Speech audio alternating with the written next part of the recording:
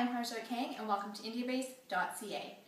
One of the most requested dishes that we get is chicken curry. So today we're going to show you how to make a fantastic and delicious chicken curry using India base. And again, this one base creates hundreds of Indian dishes from scratch and it makes it really easy and simple to do. So here are the ingredients you'll need for this delicious chicken curry dish.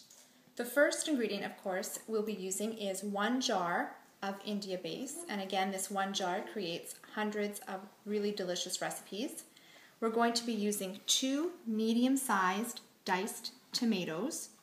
Now it's just a medium-sized dice that we've done for the tomatoes. Today I'm going to be using actually Thai chili, and the reason for that is because I really want this to be extra spicy. So I've used an orange Thai chili as well as a green Thai chili that I've just cut down the middle. And I've left the seeds in to give it a little bit of extra heat.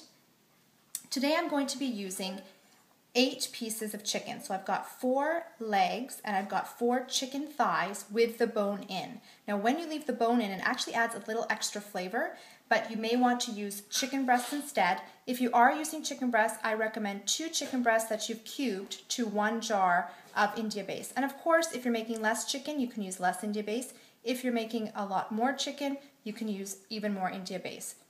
And finally, we're going to be using cilantro as a garnish near the end. And again, this is completely optional. If you don't want to use cilantro, you don't have to. Or if you prefer, you can use parsley just to give it some color.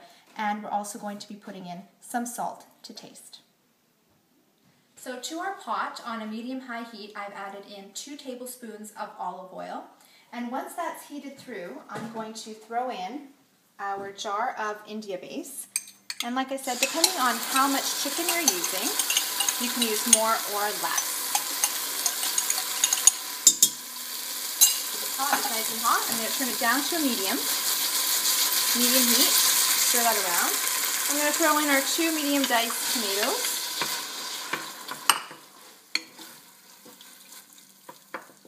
Let that cook in. And our Thai chilies as well. And at this point, to help the tomatoes cook and release the juices a bit, I'm just going to add in a pinch of salt.